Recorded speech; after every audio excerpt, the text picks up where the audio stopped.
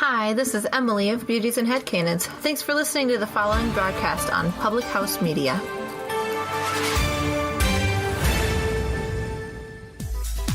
I'm the Greg. And I am Dave Show. We host the Greg and Dave Show on Public House Media. Thanks for listening to the following broadcast on Public House Media. Once you're done with this episode, I hope you'll come check out our show, The Greg and Dave Show, where we talk about strange, bizarre, and sometimes just downright quirky news stories that you may not have heard about. A new show comes out every Wednesday. Be sure to subscribe on iTunes. And hey, thanks for listening to the following broadcast on Public House Media.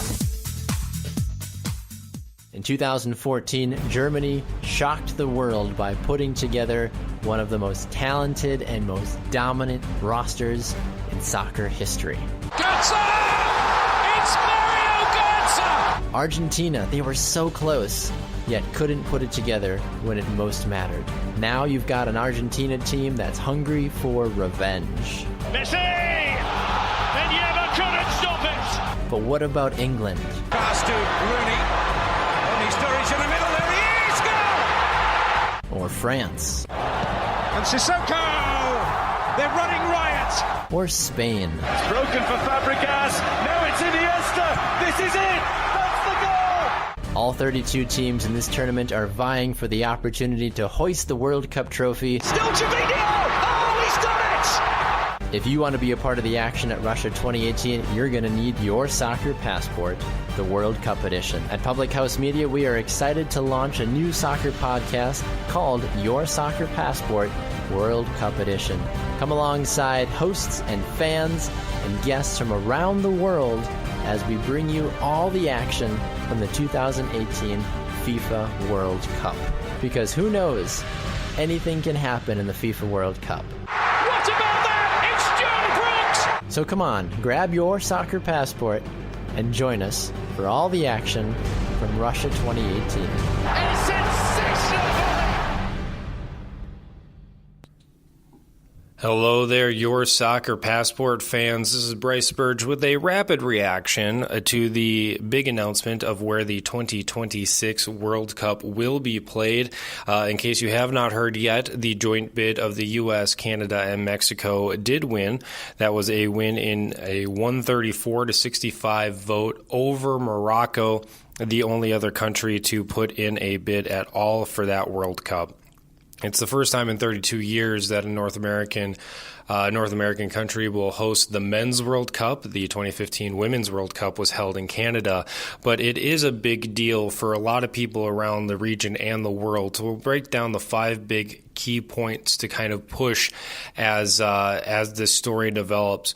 First one is that this is desperately needed for U.S. fans. After missing the World Cup for the first time since '84, this was a big loss in terms of continuing the growth of the sport. But after different changes at manager, after failing to make the World Cup, there was a nice 1-1 draw against France. You have this giant bid that came together to create something to look forward in the future. This is something that U.S. fans can now take and move forward with as they don't know what to do and who to root for in the World Cup, but they do know that there is hope on the horizon for this program. 2 is that this is probably a sign for Morocco to never, ever put in a bid for the World Cup. Once again, Morocco has lost out, and this was probably their best chance to make the World Cup come home for them. They have one of the better leagues, better professional leagues on the continent. They have some of the more infrastructure things ready, but the thing is that it's still not the most stable area in the world. It is a country that would have to invest a great amount. I think it's about 16 to 17% of their GDP just on stadium infrastructure, let alone all the things necessary like hotel rooms, public transit. Those kind of infrastructure things would be a great deal of money for this country.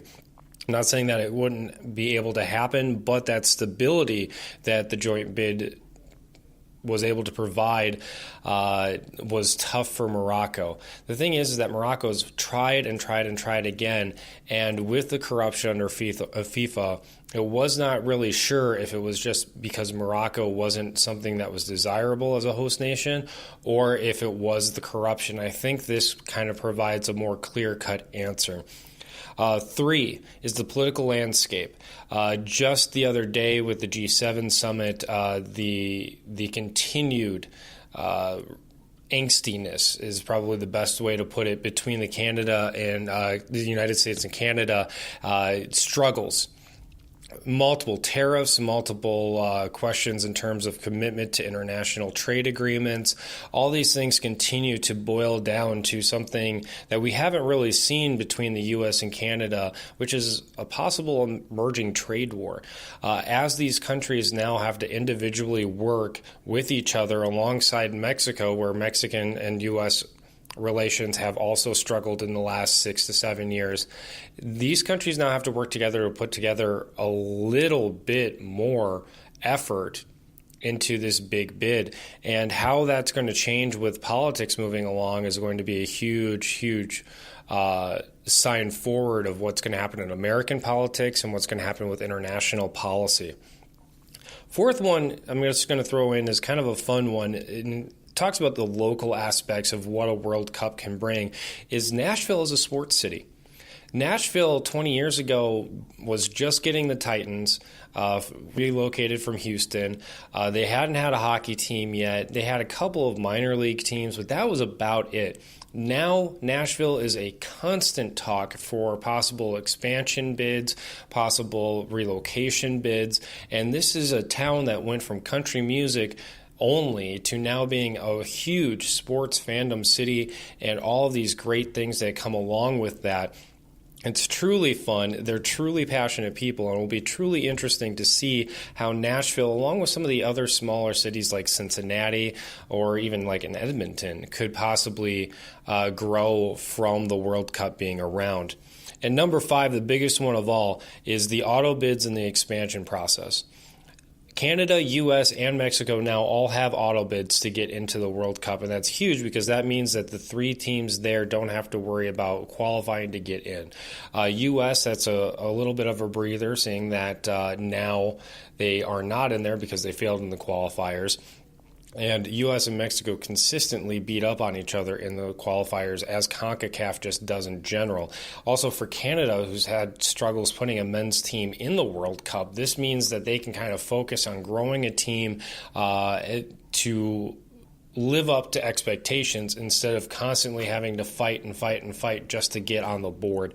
So that really shows how these countries can kind of develop their teams for 2026 with a really long-term plan, but it also has ripples throughout CONCACAF about who would be able to grab some of the remaining slots now that you've got 3 teams that are already taking it. Now that you've got the expanded field, because 2026 will show the expansion, it will just have some really interesting dynamics in terms of how the qualification table will look, who's going to be fighting for what a country like Guatemala or Honduras, who's typically or Panama, that's currently like right there. They're always really close, but never seem to get in until this year, last year, or the last World Cup. Really kind of develops a little bit more. So there's a couple of interesting storylines there. Obviously, there's going to be a way more that develops throughout the upcoming years to the World Cup, but just a nice little rapid reaction thought process to how the World Cup could develop now that this bid has been announced. For your soccer passport, I'm Brice Burge. Remember to look us up on Apple Podcasts and all of your favorite podcasting sites to try to find your soccer podcast, as well as the Public House Media, and that can be reached at thephmedia.com.